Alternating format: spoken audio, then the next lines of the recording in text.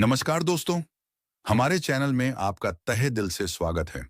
क्या आपने कभी सोचा है कि इतिहास हमेशा विजेताओं द्वारा लिखा जाता है? हम उन लोगों को तो याद रखते हैं जिन्हें कोई सारे पुरस्कार मिलते हैं, जिनके नाम पर सड़कों और इमारतों का नाम रखा जाता है।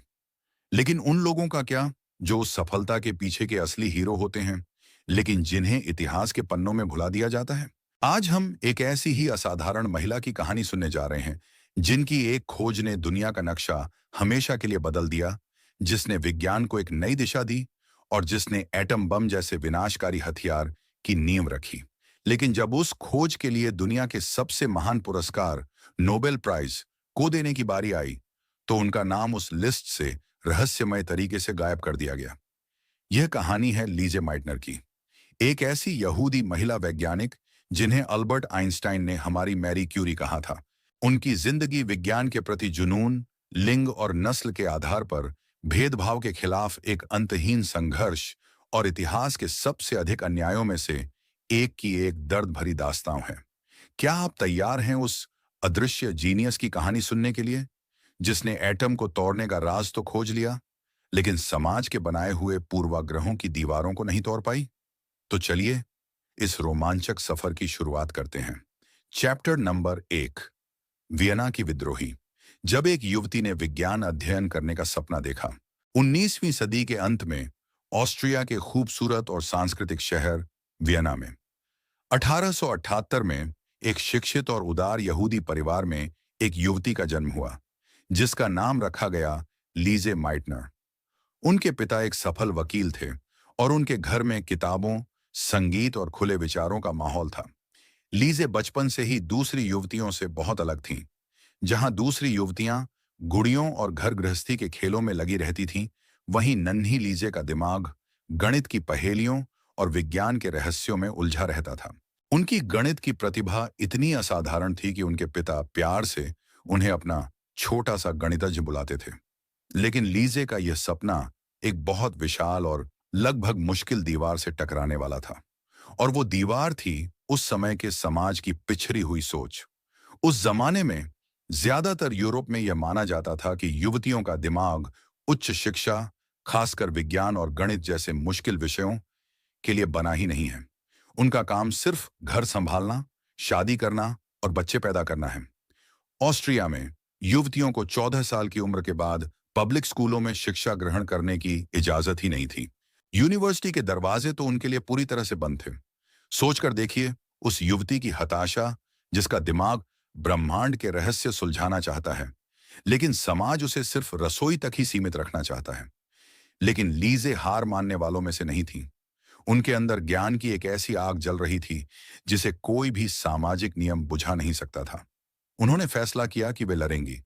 उन्होंने अपने पिता से कहा कि वे यूनिवर्सिटी जाना चाहती हैं और फिजिक्स अध्ययन करना चाहती हैं। उनके पिता, जो खुद एक उदार सोच के व्यक्ति थे, उन्होंने अपनी बेटी का साथ दिया। उन्होंने लीजे के लिए प्राइवेट ट्यूटर लगवाए। लीजे ने कई सालों तक घर पर ही रहकर अपनी पूरी लगन और मेहनत से यूनिवर्सिटी के एंट्रेंस एग्जाम की तैयारी की। यह एक बहुत ही अकेला और मुश्किल संघर्ष था। उनके पास न तो कोई स्कूल का माहौल था और न ही कोई सहपाठी। सिर्फ थीं किताबें और उनका अपना अटूट निश्चय। 1901 में लीजे माइटनर ने यूनिवर्सिटी ऑफ वियना का एंट्रेंस एग्जाम दिया और वे उसे पास करने वाली गिनी चुनी युवतियों में से एक बन गईं। ये उनकी पहली अहम जीत थी। उन्होंने यूनिवर्सिटी में फिजिक्स अध्ययन करना शुरू किया। वहां वे पहली बार एक ऐसे माहौल में पहुंची जहां वे अपने जैसे जिज्ञासु दिमाग वाले लोगों से मिल सकती थीं। लेकिन वहां भी उन्हें भेदभाव का सामना करना हुआ। बहुत से प्रोफेसर और छात्र उन्हें गंभीरता से नहीं लेते थे। लेकिन लीजे ने इन सब बातों पर ध्यान नहीं दिया। वे अपनी अध्ययन में इतनी डूब गईं कि जल्द ही उनकी प्रतिभा सबसे सामने चमकने लगी। और फिर उनकी मुलाकात हुई उस महान वैज्ञानिक से, जिसने उनकी जिंदगी को एक नई दिशा दी। उनका नाम था लुडविग बोल्ट्जमान। बोल्ट्जमान उस समय के सबसे महान फिजिक्स के जानकारों में से एक थे। वे एक बहुत ही जोशीले और प्रेरणादायक शिक्षक थे। उन्होंने लीजे की प्रतिभा को पहचाना और उन्हें हमेशा आगे जाने के लिए प्रोत्साहित किया। बोल्ट्जमान के 1906 में लीजे माइटनर ने अपनी डॉक्टरेट की डिग्री हासिल की। वे यूनिवर्सिटी ऑफ वियना से फिजिक्स में पीएचडी करने वाली दुनिया की सिर्फ दूसरी महिला बनी। यह एक बहुत अहम उपलब्धि थी। एक युवती जिसके लिए कुछ साल पहले तक यूनिवर्सिटी के दरवाजे बंद थे, वो अब एक डॉक्टर ऑफ फिलॉसफी बन चुकी थी। उन्होंने समाज की बनाई हुई एक बहुत विशाल दीवार को तोड़ दिया था, लेकिन वे जानती थीं कि यह तो सिर्फ शुरुआत है। असली युद्ध तो अभी बाकी थी। एक महिला वैज्ञानिक के रूप में क्या उन्हें कोई काम करने का मौका भी देगा? क्या विज्ञान की वो पुरुष प्रधान दुनिया उन्हें स्वीकार करेगी? अपनी डिग्री हाथ में लिए और अपनी आंखों में कोई सारे सपने लिए लीजे ने वियना छोड़कर विज्ञान के उस समय के सबसे विशाल केंद्र बर्लिन की ओर रुख किया। वे मैक्स प्लैंक जैसे महान वैज्ञानिकों के साथ काम करना चाहती थीं, लेकिन वे यह नहीं जानती थीं कि बर्लिन में उनका स्वागत फूलों से नहीं, बल्कि और भी विशाल और अपमानजनक दीवारों से होने वाला है। चैप्टर नंबर 2, तहखाने की प्रयोगशाला। जब एक जीनियस को काश्तकार की वर्कशॉप में काम करना हुआ, अपनी पीएचडी की डिग्री के साथ 1907 में लीजे माइटनर बर्लिन पहुंची। बर्लिन उस समय विज्ञान की दुनिया का मक्का था। वहां अल्बर्ट आइंस्टाइन, मैक्स प्लैंक जैसे कोई सारे दिग्गज काम कर रहे थे। लीजे का सपना था मैक्स प्लैंक के साथ काम करना, जो क्वांटम थ्योरी के जनक माने जाते थे। लेकिन बर्लिन में हालात वियना से भी ज्यादा खराब थे। यहाँ की यूनिवर्सिटी में महिलाओं को आधिकारिक तौर पर एडमिशन लेने की इजाजत ही नहीं थी। मैक्स प्लैंक खुद भी शुरुआत में यह मानते थे कि महिलाओं को विज्ञान में नहीं आना चाहिए, यह उनके लिए नहीं बना है। लेकिन जब वे लीजे की असाधारण प्रतिभा और उनकी लगन से मिले, तो वे उन्हें अपनी क्लास में बैठने की विशेष अनुमति देने के लिए मान गए। यह एक छोटी सी जीत थी, लेकिन लीजे सिर्फ लेक्चर सुनना नहीं चाहती थी। वे रिसर्च करना चाहती थी, वे प्रयोग करना चाहती थी। वे बर्लिन के केमिस्ट्री इंस्टीट्यूट में गईं और वहां के डायरेक्टर एमिल फिशर से एक रिसर्च पोजीशन के लिए अनुरोध किया। फिशर ने उन्हें साफ साफ मना कर दिया। उन्होंने कहा कि वे एक महिला को अपनी लैब में काम करने की इजाजत नहीं दे सकते, क्योंकि उन्हें डर है कि उनके लंबे बालों में आग लग सकती है। यह कितना बेतुका और अपमानजनक बहाना था। लीजे का दिल टूट गया, लेकिन उन्होंने हार नहीं मानी। और तभी उनकी मुलाकात हुई उस व्यक्ति से जो अगले 30 सालों तक उनका सबसे करीबी दोस्त, उनका सहयोगी और उनकी कहानी का एक बहुत ही महत्वपूर्ण और विवादास्पद हिस्सा बनने वाला था। उनका नाम था ऑटो हान। ऑटो हान एक युवा और प्रतिभाशाली केमिस्ट थे। वे रेडियो एक्टिविटी के नए और रोमांचक क्षेत्र में काम कर रहे थे और उन्हें अपने प्रयोगों में मदद के लिए एक फिजिक्स के जानकार की जरूरत थी। जब वे लीजे से मिले, तो वे उनकी बुद्धि और उनके ज्ञान से बहुत प्रभावित हुए। उन्होंने लीजे के साथ मिलकर काम करने का फैसला किया। लेकिन डायरेक्टर फिशर अभी भी लीजे को मुख्य प्रयोगशाला में काम करने की इजाजत देने के लिए तैयार नहीं थे। आखिरकार एक समझौता हुआ। ऑटो हान ने इंस्टीट्यूट के बेसमेंट में एक पुरानी लकड़ी के काम करने वाली वर्कशॉप को साफ करके उसे अपनी प्रयोगशाला बना लिया और लीजे को सिर्फ उसी तहखाने में काम करने की इजाजत दी गई। सोचकर देखिए उस अपमान को। एक पीएचडी धारक अपने समय की सबसे प्रतिभाशाली महिला वैज्ञानिकों में से एक को एक तहखाने में, जहां पुरुषों के टॉयलेट तक में जाने की इजाजत नहीं थी, काम करने के लिए मजबूर किया जा रहा था। उन्हें एक अलग दरवाजे से आना जाना होता था, ताकि वे किसी पुरुष छात्र या प्रोफेसर को परेशान न कर दें। लेकिन लीजे ने इन सब अपमानों को चुपचाप सह लिया। उनके लिए उनका काम, उनका विज्ञान किसी भी चीज से ज्यादा जरूरी था। और उस अंधेरे सीलन भरे तहखाने में इतिहास की सबसे सफल वैज्ञानिक साझेदारियों में से एक ने जन्म लिया। लीजे माइटनर और ओटो हान की जोड़ी एक परफेक्ट जोड़ी थी। हान एक बहुत ही शानदार और सावधान एक्सपेरिमेंटल केमिस्ट थे। वे पदार्थों को शुद्ध करने और उनकी पहचान करने में माहिर थे। और लीजे एक ब्रिलियंट थियोरेटिकल फिजिसिस्ट थीं। वे प्रयोगों की योजना बनाती थीं और जो भी नतीजे निकलते थे, उनके पीछे की फिजिक्स को, उनके पीछे के भौतिक नियमों को वे ही समझती और समझाती थीं। हान क्या हो रहा है, ये देखते थे और लीजे ये समझाती थीं कि वो क्यों और कैसे हो रहा है। उस छोटी सी तहखाने की प्रयोगशाला में उन्होंने रेडियो एक्टिविटी की दुनिया में कुछ बहुत ही महत्वपूर्ण खोजें की। उन्होंने कई नए आइसोटोप्स की खोज की और रेडिएशन की प्रकृति को समझने में बहुत अहम योगदान दिया। उनकी मेहनत और उनकी प्रतिभा धीरे धीरे रंग लाने लगी। कुछ सालों बाद जब नियम बदले और महिलाओं को यूनिवर्सिटी में आने की इजाजत मिली, तो लीजे को भी उस तहखाने से बाहर एक असली प्रयोगशाला में जगह मिली। 1918 में उन्होंने मिलकर एक नए तत्व प्रोटैक्टीनियम की खोज की, जिसने उन्हें अंतर्राष्ट्रीय स्तर पर प्रसिद्धि दिलाई। लीजे माइटनर अब सिर्फ एक संघर्ष कर रही छात्रा नहीं थी, वे जर्मनी की सबसे सम्मानित वैज्ञानिकों में से एक बन चुकी थीं। उन्हें अपनी खुद की फिजिक्स डिपार्टमेंट की हेड बना दिया गया और वे जर्मनी में फिजिक्स की फुल प्रोफेसर बनने वाली पहली महिला बनी। ऐसा लग रहा था कि आखिरकार सालों के संघर्ष के बाद लीजे ने अपनी जगह बना ली है। वे अपनी प्रयोगशाला में खुश थीं, अपने काम में डूबी हुई थीं और दुनिया भर में उनका सम्मान था। लेकिन वे यह नहीं जानती थीं कि जर्मनी के ऊपर, और खासकर उनके जैसे यहूदी मूल के लोगों के ऊपर, इतिहास का सबसे काला और सबसे खौफनाक बादल मंडराने लगा है। एक ऐसी नफरत की आंधी उठ रही थी जो उनकी पूरी दुनिया को, उनकी प्रयोगशाला को और उनकी जिंदगी को तबाह करने वाली थी। चैप्टर नंबर 3, स्वस्तिक का साया। जब एक वैज्ञानिक की पहचान उसका धर्म बन गया।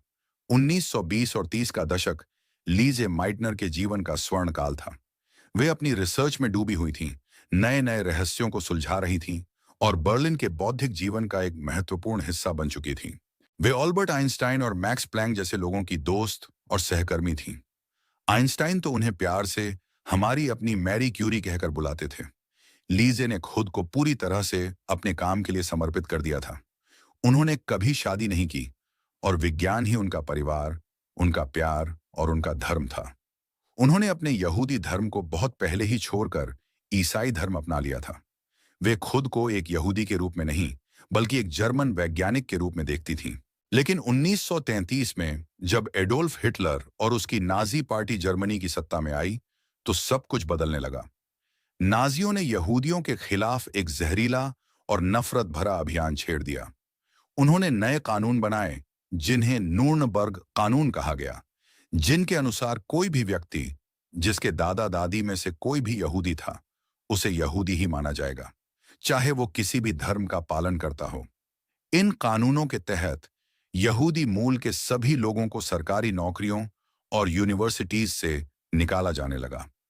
लीजे माइटनर के लिए यह एक बहुत भयानक सदमा था। वे तो खुद को एक जर्मन समझती थीं। उन्होंने अपनी पूरी जिंदगी जर्मनी की सेवा में लगाई थी, लेकिन अचानक एक कानून ने उनकी पहचान को सिर्फ उनके धर्म तक सीमित कर दिया था। उन्हें भी अपनी प्रोफेसर की पदवी छोड़ने के लिए मजबूर कर दिया गया।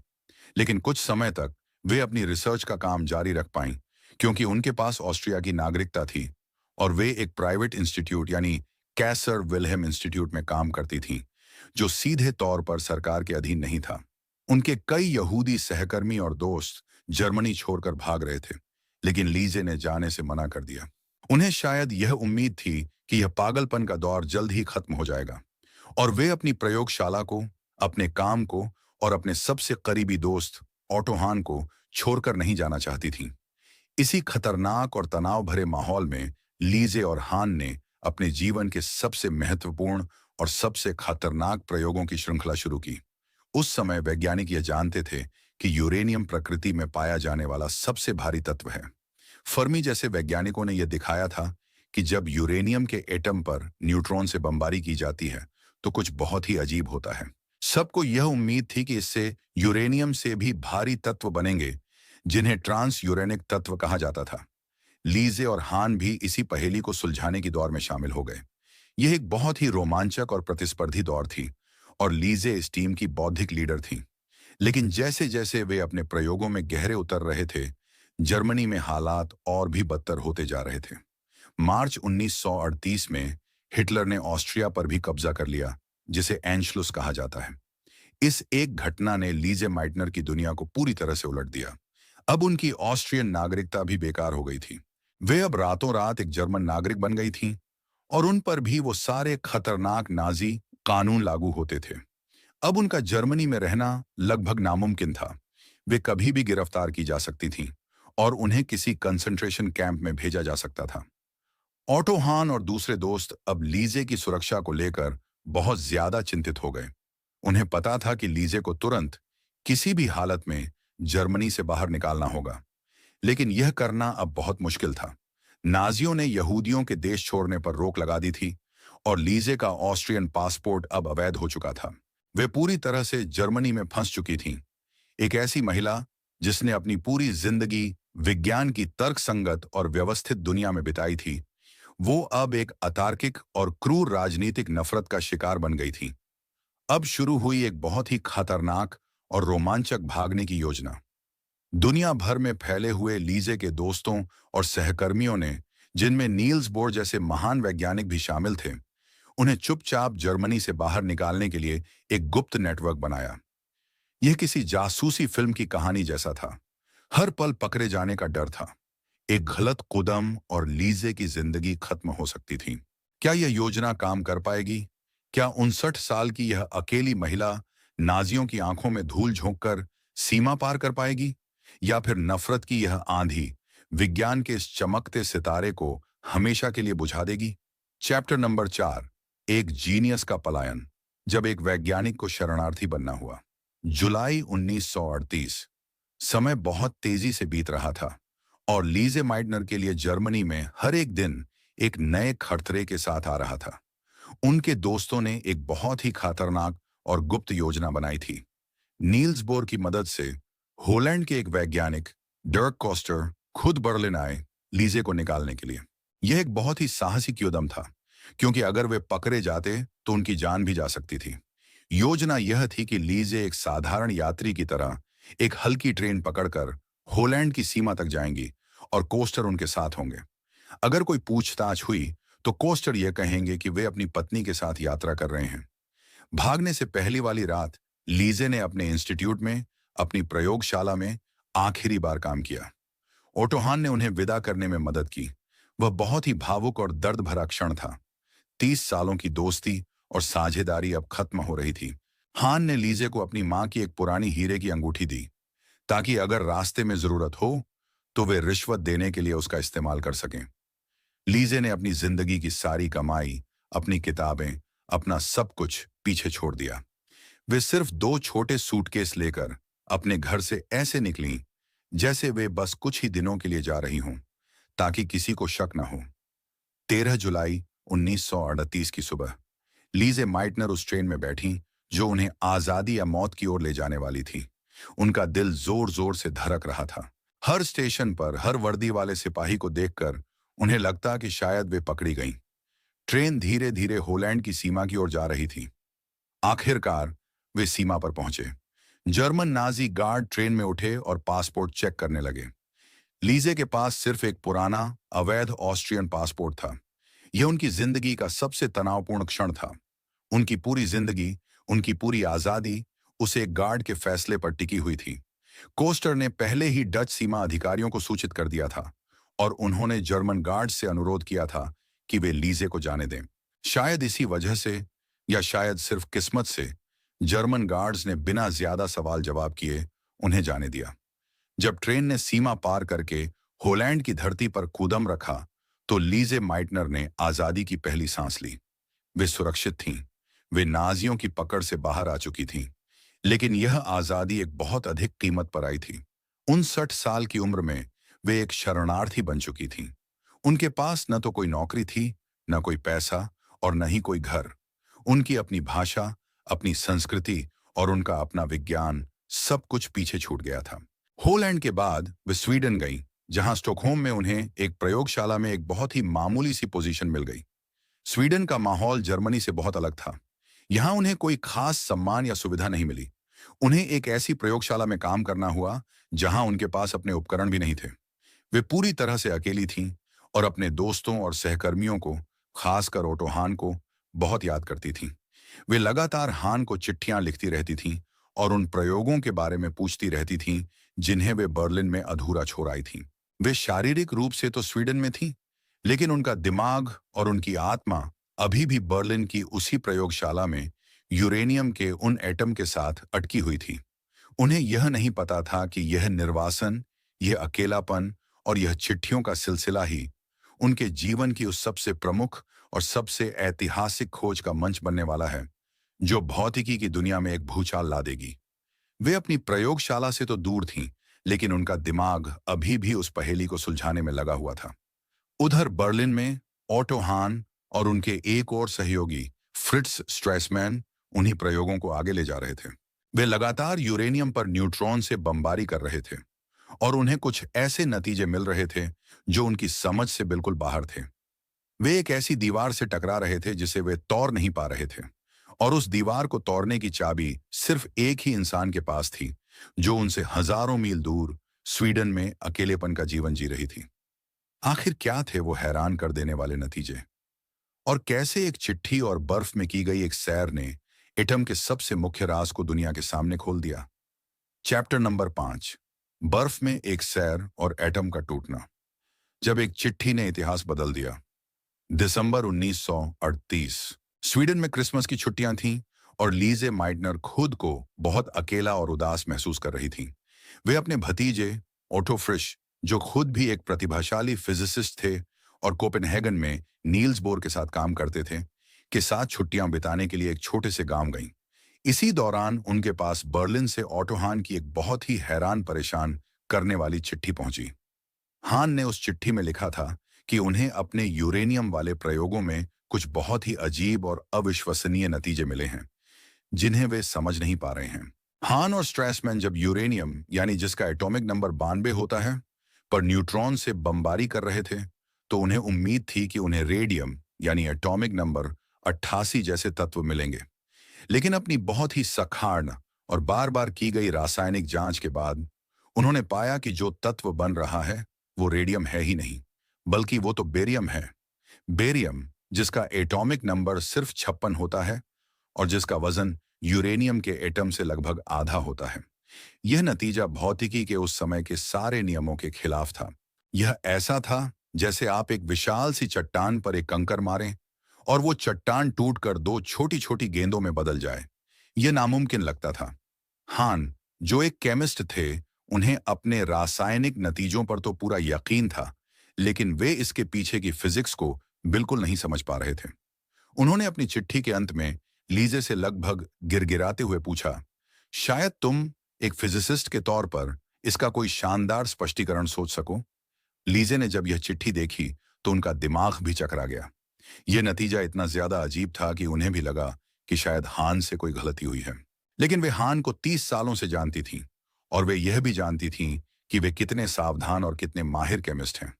अगर हान कह रहे हैं कि उन्हें बेरियम मिला है, तो उन्हें बेरियम मिला ही होगा। उस सुबह जब उनका भतीजा ऑटो फ्रिश सोकर उठा, तो लीजे उसके पास वह चिट्ठी लेकर पहुंची। फ्रिश पहले तो इस पर ध्यान नहीं देना चाहते थे। वे छुट्टियों के मूड में थे, लेकिन लीजे की उत्तेजना और उनकी जिद को देखकर वे उनके साथ इस पहेली पर बात करने के लिए तैयार हो गए। और फिर वो ऐतिहासिक क्षण आया। लीजे और फ्रिश उस छोटे से बर्फीले गांव में बर्फ पर टहलते हुए इस असंभव लगने वाली पहेली पर बहस करने लगे। फ्रिश एक स्की पर थे और लीजे तेजी से पैदल चल रही थी। वे दोनों सोच रहे थे कि आखिर एक यूरेनियम का नाभिक एक छोटे से न्यूट्रॉन के टकराने से लगभग 2 बराबर हिस्सों में कैसे टूट सकता है। और तभी लीजे माइटनर के दिमाग में बिजली कौन थी। उन्हें नील्स बोर का वो लिक्विड ड्रॉप मॉडल याद आया, जिसमें यह कल्पना की गई थी कि एक एटम का नाभिक एक तरल पदार्थ की बूंद की तरह होता है।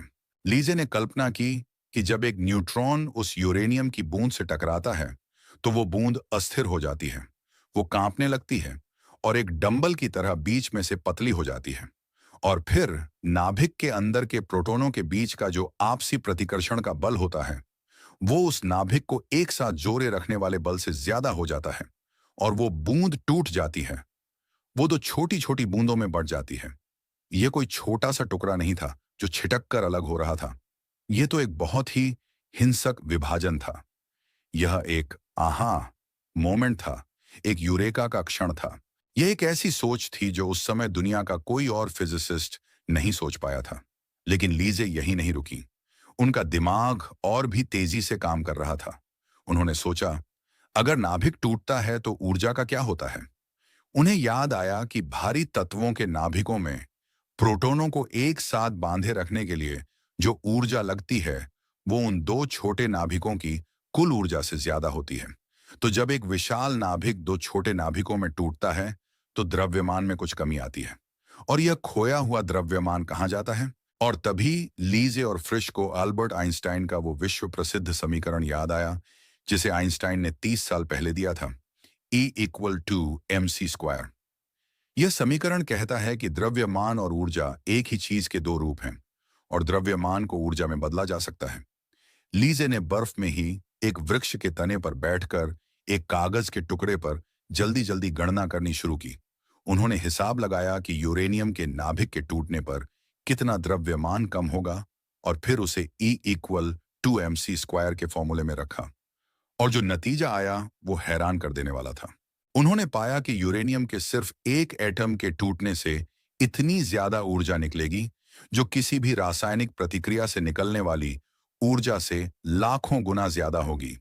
उन्हें समझ आ गया कि हान के प्रयोग में जो बेरियम मिला था उसके साथ साथ ऊर्जा का एक बहुत विशाल विस्फोट भी हुआ होगा। लीजे और फ्रिश को यकीन हो गया कि उन्होंने 20वीं सदी की सबसे प्रमुख वैज्ञानिक खोजों में से एक की गुत्थी को सुलझा लिया है। उन्होंने एटम के टूटने के राज को खोज लिया था। फ्रिश वापस कोपेनहेगन गए और उन्होंने इस प्रयोग को दोहराकर देखा और उन्हें वही नतीजे मिले। उन्होंने और लीजे ने मिलकर इस प्रक्रिया को एक नया नाम दिया, न्यूक्लियर फिशन, यानी नाभिकीय विखंडन। उन्होंने अपने इस स्पष्टीकरण को एक लेख के रूप में लिखकर नेचर नाम की प्रतिष्ठित विज्ञान पत्रिका को भेजा। विज्ञान की दुनिया हमेशा के लिए बदलने वाली थी, लेकिन क्या उस दुनिया को यह पता चल पाएगा कि इस क्रांति के पीछे का असली दिमाग एक महिला का था जो एक शरणार्थी का जीवन जी रही थी, या फिर इतिहास एक बार फिर एक महिला के योगदान को भुला देगा।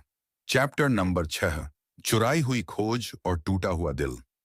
जब नोबेल प्राइज ने अपनी मां को नहीं पहचाना, जब लीजे माइटनर और ऑटो फ्रिश का लेख नेचर पत्रिका में छपा, तो भौतिकी की दुनिया में एक तूफान आ गया।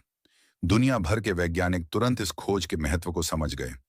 उन्हें यह भी समझ आ गया कि अगर एक एटम के टूटने से इतनी ज्यादा ऊर्जा निकलती है और अगर उस टूटने से और भी न्यूट्रॉन निकलते हैं जो दूसरे एटम को तोड़ सकते हैं, तो इससे एक चेन रिएक्शन शुरू हो सकता है जिससे एक अविश्वसनीय और भयानक शक्ति वाला बम बनाया जा सकता है।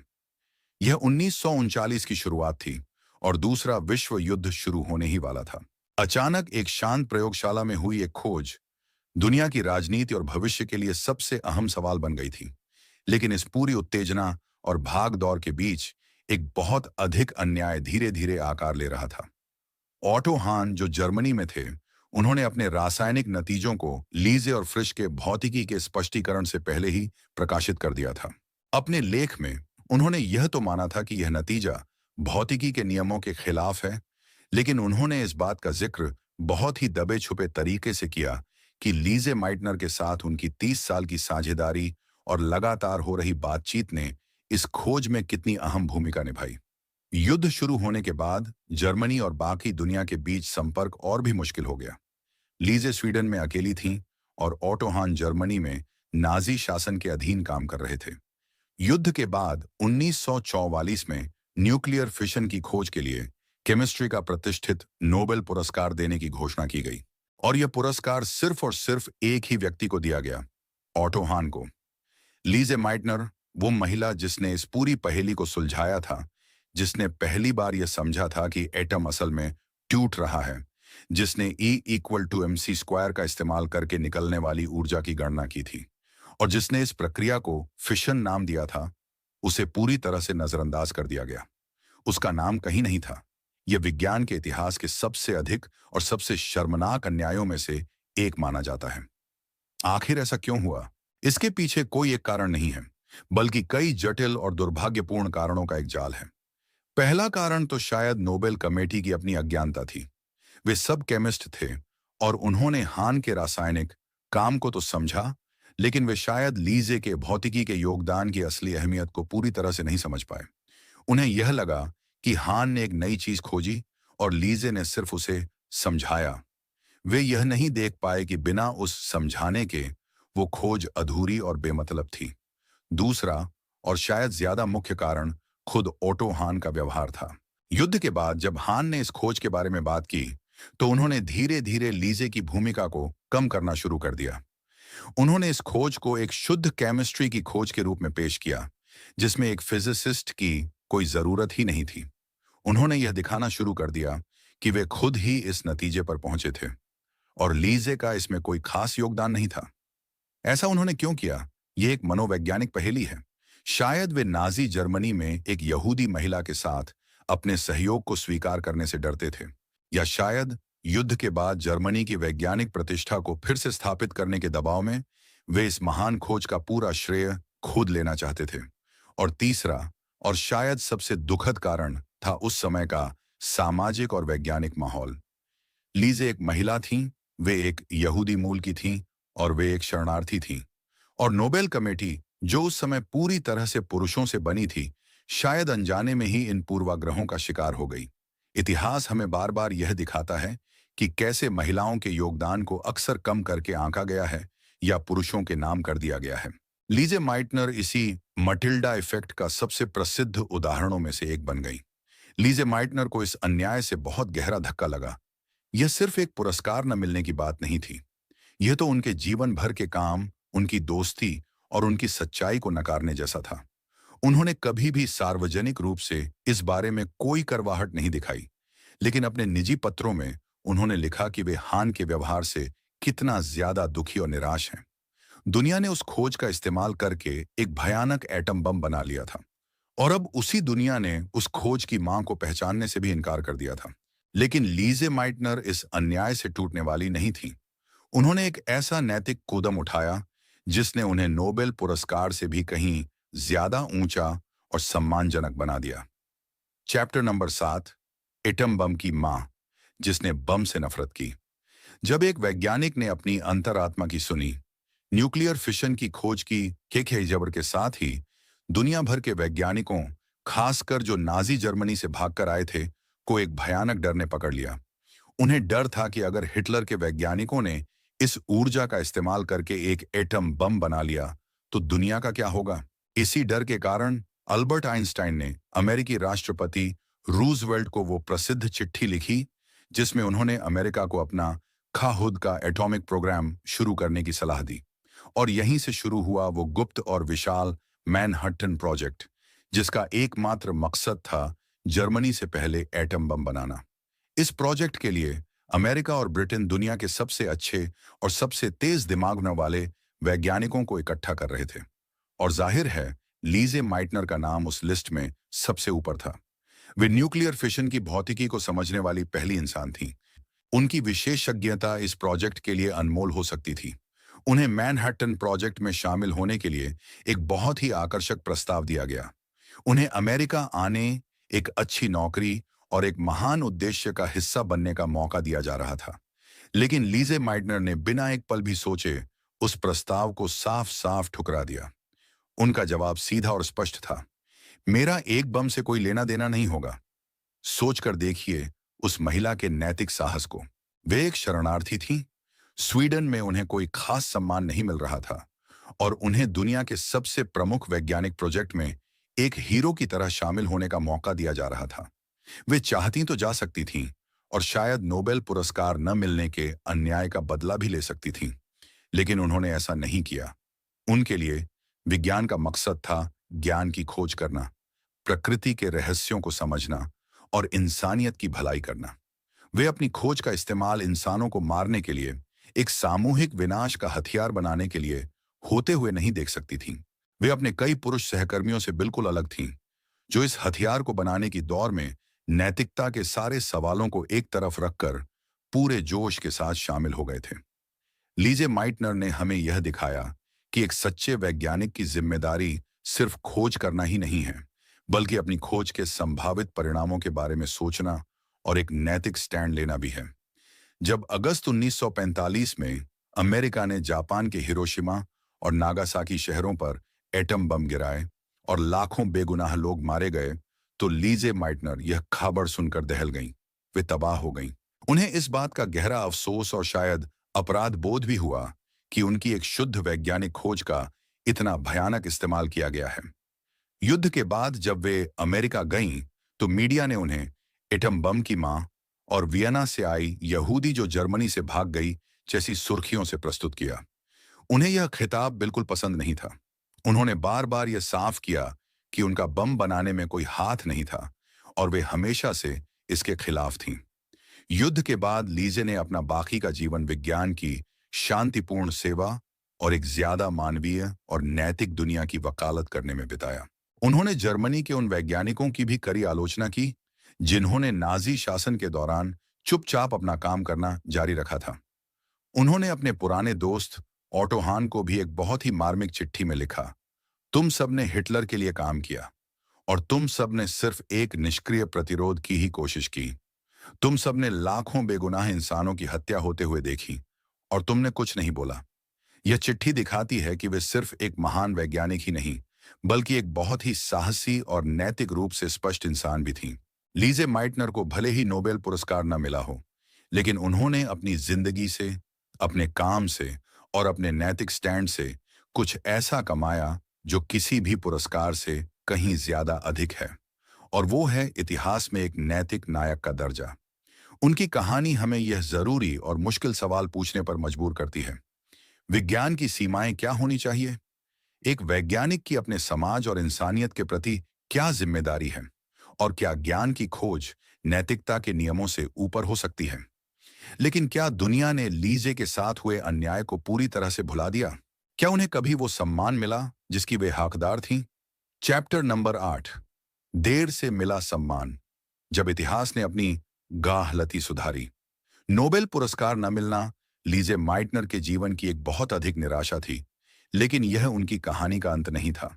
युद्ध के बाद की दुनिया में धीरे धीरे ही सही, लोगों को यह एहसास होने लगा कि न्यूक्लियर फिशन की खोज में लीजे का योगदान कितना ज्यादा महत्वपूर्ण था। दूसरे प्रमुख वैज्ञानिकों जैसे कि नील्स बोर और खुद अल्बर्ट आइंस्टाइन ने हमेशा उनकी प्रतिभा और उनके योगदान का लोहा माना। भले ही नोबेल कमेटी ने उन्हें नजरअंदाज कर दिया हो, लेकिन विज्ञान की दुनिया जानती थी कि असली हीरो कौन है। अपने जीवन के बाद के सालों में लीजे माइटनर को कोई सारे पुरस्कारों और सम्मानों से नवाजा गया। 1949 में उन्हें जर्मनी का सबसे प्रमुख नागरिक सम्मान मैक्स प्लैंक मेडल दिया गया। 1966 में उन्हें और ऑटो हान और फ्रिट्ज स्ट्रेसमैन को, तीनों को एक साथ अमेरिका का प्रतिष्ठित एनरिको फर्मी अवार्ड दिया गया। यह पहली बार था जब इस खोज के लिए तीनों वैज्ञानिकों को एक साथ सार्वजनिक रूप से सम्मानित किया जा रहा था। यह एक तरह से इतिहास की अपनी गलती को सुधारने की एक छोटी सी कोशिश थी। जब उन्हें यह पुरस्कार देने के लिए व्हाइट हाउस बुलाया गया, तो वे अपनी खराब सेहत के कारण जा नहीं सकीं, लेकिन उन्होंने एक बहुत ही सुंदर संदेश भेजा, जिसमें उन्होंने विज्ञान की अंतर्राष्ट्रीय और सहयोगात्मक भावना की बात की। लीजे ने युद्ध के बाद स्वीडन में अपनी रिसर्च जारी रखी और 1960 में 81 साल की उम्र में वे रिटायर होकर अपने भतीजे ओटो फ्रिश के पास इंग्लैंड के कैम्ब्रिज शहर में रहने चली गईं। उन्होंने अपनी जिंदगी के आखिरी साल बहुत ही शांति और गरिमा के साथ बिताए। वे अक्सर अपने प्यारे पर्वतों में घूमने जाती थीं और संगीत सुनती थीं। वे अंत तक बौद्धिक रूप से सक्रिय रहीं। अक्टूबर 1968 में अपने 90वें जन्मदिन से कुछ ही दिन पहले लीजे माइटनर का कैम्ब्रिज में निधन हो गया। उन्हें वहीं एक छोटे से गांव के चर्च में दफनाया गया। उनकी कब्र के पत्थर पर उनके भतीजे ऑटो फ्रिश ने सिर्फ एक लाइन लिखवाई, जो लीजे की पूरी जिंदगी और उनके चरित्र का सार है। उस पर लिखा है, लीजे माइटनर, एक भौतिक विज्ञानी जिसने कभी अपनी मानवता नहीं खोई। इससे बेहतर श्रद्धांजलि और क्या हो सकती थी? लेकिन लीजे माइटनर की कहानी का सबसे प्रमुख और सबसे स्थायी सम्मान तो उनकी मृत्यु के कई सालों बाद मिला। विज्ञान की दुनिया में किसी वैज्ञानिक को दिया जाने वाला सबसे महान सम्मान होता है एक नए खोजे गए तत्व का नाम उसके नाम पर रखना। यह एक ऐसी अमरता है जो बहुत ही कम लोगों को नसीब होती है। 1997 में वैज्ञानिकों ने एक नए, बहुत ही भारी और बहुत ही अस्थिर तत्व एलिमेंट नंबर 109 की खोज की, और उस तत्व का नाम रखने के लिए अंतर्राष्ट्रीय वैज्ञानिक समुदाय ने सर्वसम्मति से एक ही नाम चुना, माइटनेरियम, जिसका प्रतीक है MT। यह एक बहुत ही प्रतीकात्मक और न्यायपूर्ण फैसला था। लीजे माइटनर, वो महिला जिसे अपने जीवन काल में उसकी सबसे प्रमुख खोज का श्रेय नहीं दिया गया, उसका नाम अब आवर्त सारणी में, यानी विज्ञान की सबसे बुनियादी किताब में, मैरी क्यूरी, आइंस्टाइन और फर्मी जैसे महानतम वैज्ञानिकों के साथ हमेशा हमेशा के लिए अंकित हो गया था। इतिहास ने आखिरकार अपनी गलती को मान लिया था और उस अदृश्य जीनियस को वो सम्मान दिया था जिसकी वो हकदार थीं। लीजे माइटनर की विरासत हमें यह सिखाती है कि सच को ज्यादा देर तक दबाया नहीं जा सकता। हो सकता है कि उसे समय लगे, लेकिन अंत में वो सामने आ ही जाता है। उनकी कहानी हमें यह भी सिखाती है कि असली सम्मान पुरस्कारों या पदकों में नहीं होता। असली सम्मान तो एक अच्छा, एक ईमानदार और एक नैतिक जीवन जीने में होता है। लेकिन उनकी इस पूरी असाधारण जिंदगी का, उनके इस संघर्ष का और उनकी इस जीत का हमारे लिए क्या सबक है? चैप्टर नंबर 9, लीजे के सबक, एक वैज्ञानिक की फिलॉसफी। दोस्तों, लीजे माइटनर की जीवनी सिर्फ एक वैज्ञानिक की कहानी नहीं है। यह जीवन जीने की एक पूरी फिलॉसफी है। यह हमें उन मूल्यों और सिद्धांतों के बारे में सिखाती है जो सिर्फ एक प्रयोगशाला में ही नहीं, बल्कि हमारी रोजमर्रा की जिंदगी में भी उतने ही जरूरी हैं।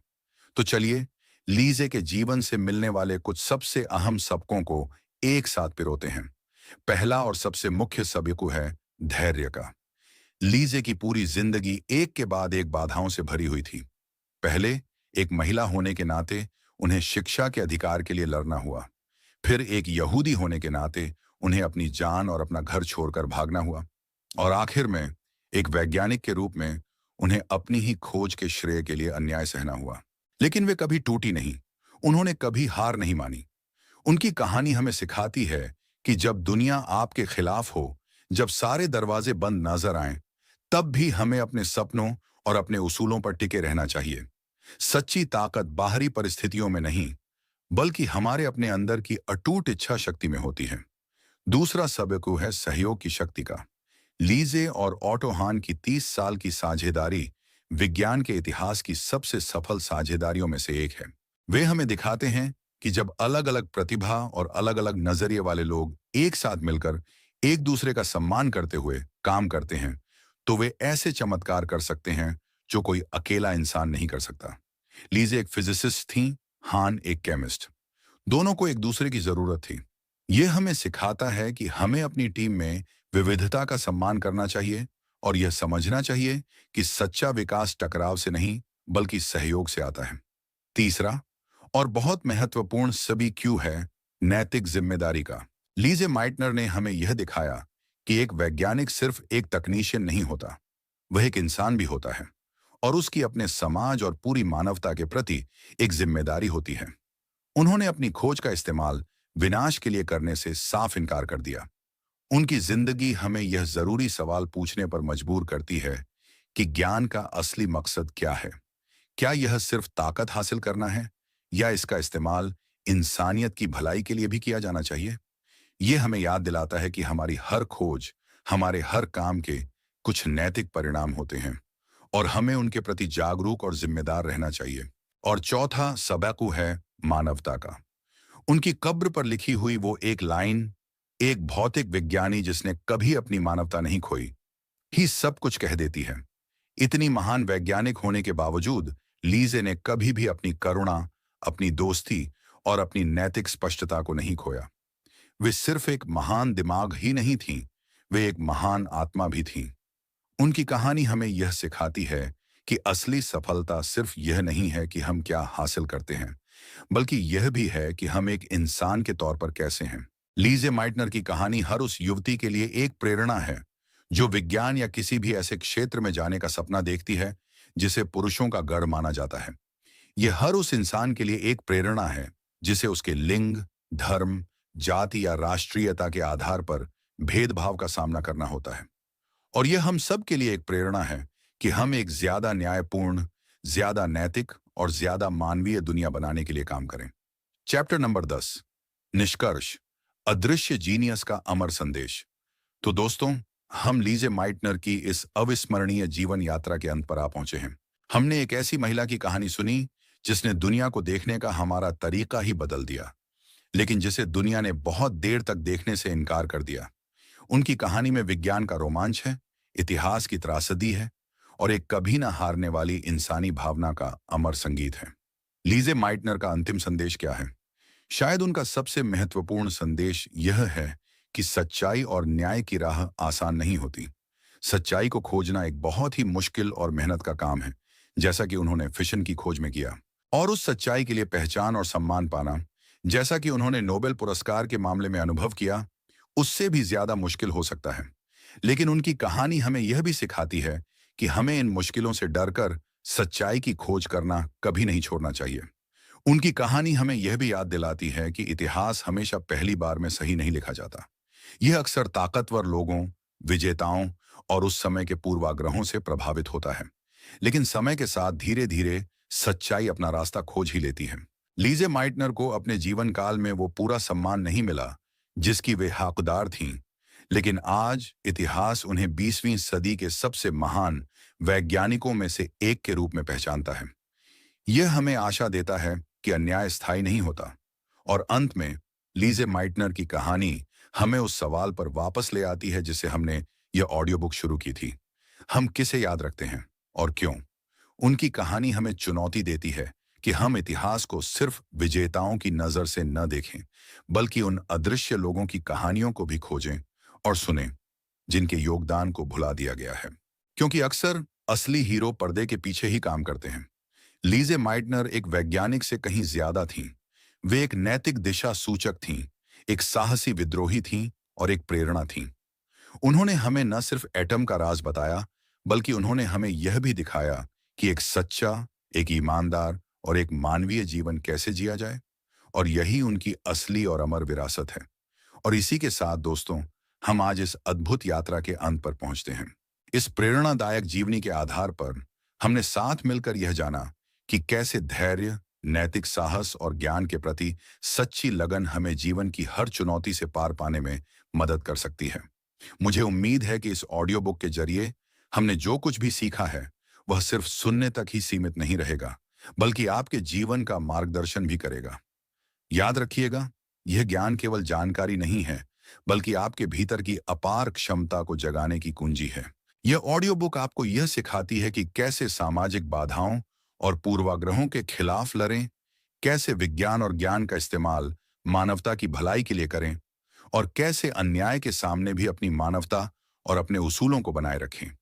लेकिन सबसे महत्वपूर्ण, यह आपको यह भी सिखाती है कि आप कितने शक्तिशाली हैं और आपके अंदर अपनी सच्चाई के लिए खड़ीडी दाढ़े होने की और दुनिया में एक सकारात्मक बदलाव लाने की कितनी क्षमता छिपी हुई है।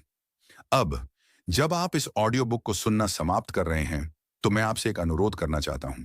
इन सिद्धांतों को याद रखें, इन पर विचार करें और इन्हें अपने दैनिक जीवन में लागू करने का प्रयास करें। और हमेशा याद रखें, आपके भीतर असीम शक्ति है और आप जो भी चाहें पा सकते हैं। आपके इस बहुमूल्य समय के लिए और इस यात्रा में मेरे साथ जुड़ने के लिए दिल से धन्यवाद। मैं उम्मीद करता हूं कि आपको ये ऑडियो बुक पसंद आई होगी और इसने आपको अपने मन की शक्ति और नियंत्रण के बारे में कुछ नया सीखने को मिला होगा। अगर आपको ये ऑडियो बुक पसंद आई, तो इसे लाइक करें, अपने दोस्तों और परिवार के साथ साझा करना न भूलें, ताकि वे भी इस ज्ञान का लाभ उठा सकें। और हाँ, हमारे चैनल को सब्सक्राइब करना बिल्कुल न भूलें, ताकि आपको ऐसी ही और प्रेरणादायक और ज्ञानवर्धक ऑडियो बुक्स मिलती रहें। और हाँ, अपनी प्रतिक्रिया हमें कमेंट में जरूर बताएं। आपके विचार और सुझाव हमारे लिए बहुत ही ज्यादा महत्वपूर्ण हैं और हमें भविष्य में और भी बेहतर ऑडियो बुक्स बनाने में मदद करेंगे। तो कृपया कमेंट सेक्शन में अपनी राय जरूर दें। हम जल्द ही एक और नई ऑडियो बुक के साथ वापस आएंगे। तब तक के लिए अपना ख्याल रखिए, सीखते रहिए और हमेशा अपने लक्ष्यों की ओर आगे बढ़ते रहिए। याद रखें, आपके सपने सच हो सकते हैं।